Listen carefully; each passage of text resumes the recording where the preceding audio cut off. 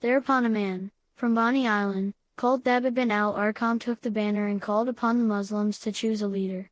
The honor was unanimously granted to Khalid bin al-Walid, a skilled brave fighter and an outstanding strategist.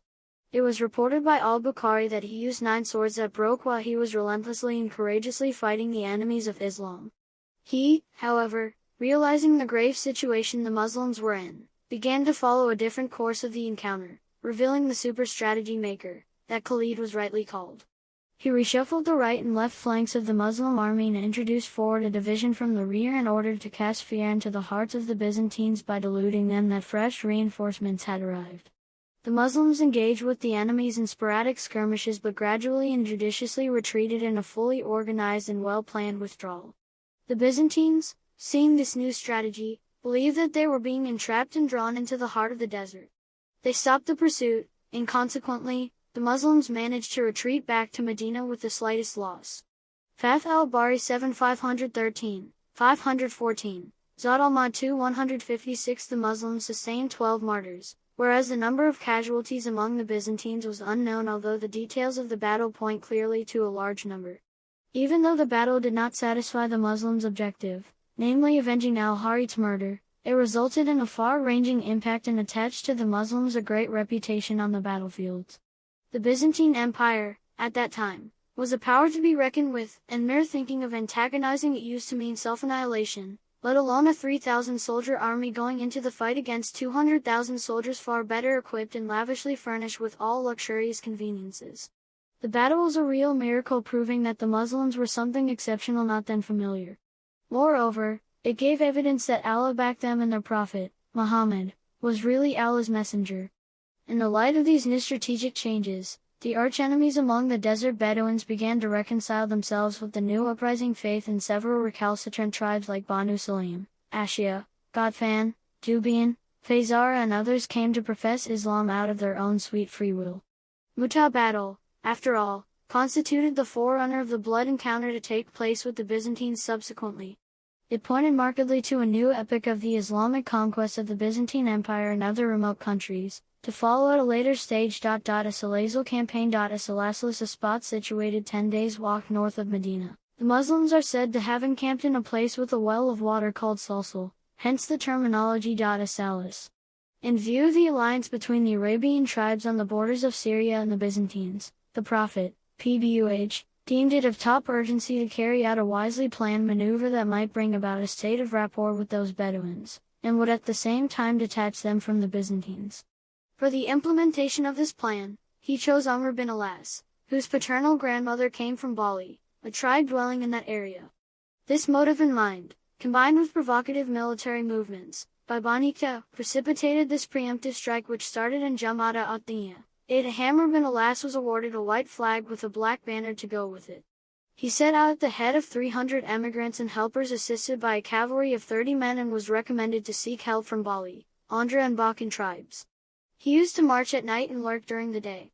On approaching the enemy lines and realizing the large buildup of men, he sent for reinforcements from Medina, and these arrived on the spot headed by Abu Ubaidah bin al-Jarrah, leading further 200 men as well as other platoons including Abu Bakr and Umar bin al-Khattab. All of them were given strict orders to cooperate, work in harmony and never leave any area for disagreement. At noon, Abu Ubaidah wanted to lead the Muslims in prayer, but Amr objected on grounds that the former came only to assist, and leadership in prayer was given to Amr. The Muslim army reached the habitations of Ka and penetrated deep into their land, destroyed the enemies and obliged the others to flee for their lives in different directions. At the conclusion of the military operations, a courier was dispatched to the Messenger of Allah, PBUH, to brief him on the developments of events and the ultimate victory achieved. Qadr campaign in Shaban month 8 news reached the Prophet, PBUH, of amassing troops by Bani Ghatfan, still outside the domain of Islam. He urgently summoned Abu Qatada and sent him at the head of 15 men to discipline those outlaws. It took 15 days to teach them an unforgettable lesson. Some were killed, others captured and all their property confiscated. Ramat al-Alamin 233, Taqif al-Attar p.33. The conquest of Makkah. Ibn al-Qayyim described the conquest of Makkah as the greatest one by which Allah honored His religion, messenger, soldiers and honest party. he thereby rescued the sacred house, whose guidance all people seek. It was the greatest propitious event in heaven and on earth. It was the most significant prelude to a new era that was to witness the great march of Islamization and the entry of people into the fold of Islam in huge hosts. It provided an ever-shining face and a glowing source of inspiration to the whole earth. Zad al-Ma'ad 2-160 Pre-conquest events. According to the terms of the Treaty of Hudaybiyah, the Arab tribes were given the option to join either of the parties, the Muslims or Quraysh, with which they desired to enter into a treaty alliance. Should any of these tribes suffer aggression, then the party to which it was allied would have the right to retaliate. As a consequence, Banu Bekr joined Quraysh, and Khuzā joined the Prophet, PBUH. They thus lived in peace for some time, but ulterior motives stretching back to the pre-Islamic period ignited by unabated fire of revenge triggered fresh hostilities. Banu Bekr, without caring a bit for the provisions of the treaty, attacked Banu Khuzā in a place called Al-Wadar in Shaban. Quraysh helped Banu Bekr with men and arms, taking advantage of the dark night. Pressed by their enemies, the tribesmen of Khuzā sought the holy sanctuary, but here too, their lives were not spared, and, contrary to all accepted traditions, Nafal, the chief of Banu Bekr, chasing them in the sanctified area, where no blood should be shed, massacred his adversaries. When the aggrieved party sought justice from their Muslim allies, the Prophet, PBUH, as their leader, demanded immediate redress for not only violating the treaty but also slaying men allied to him in the sanctified area. 3 demands were made, and the acceptance of any one of them was imperative: A. To pay blood money for the victims of Khuzā, B. To terminate their alliance with Banu Bekr, or to consider the truce to have been nullified. This behavior on the part of Quraysh was clearly a breach of the Treaty of Al-Hudaybiyah and was obviously an act of hostility against the allies of the Muslims, i.e. Banu Khuzā. Quraysh immediately realized the grave situation and feared the horrible consequences looming on the horizon. They immediately called for an emergency meeting and decided to delegate their chief Abu Sufyan to Medina for a renewal of the truce. He directly headed for the house of his daughter Habiba, the Prophet's wife. But as he went to sit on the messenger's carpet, she folded it up. "My daughter," said he, "I hardly know if you think the carpet is too good for me or that I am too good for the carpet." She replied, "It is the messenger of Allah's carpet, and you are an unclean polytheist." Being disgusted at the curt reply of his daughter, Abu Sufyan stepped out of her room and went to see the Prophet, PBUH, but the latter was well aware of his tricks and did not hold him any assurance. He then approached Abu Bekr, but the latter too declined to interfere. He contacted Umar to intercede, but this great companion made a point-blank refusal.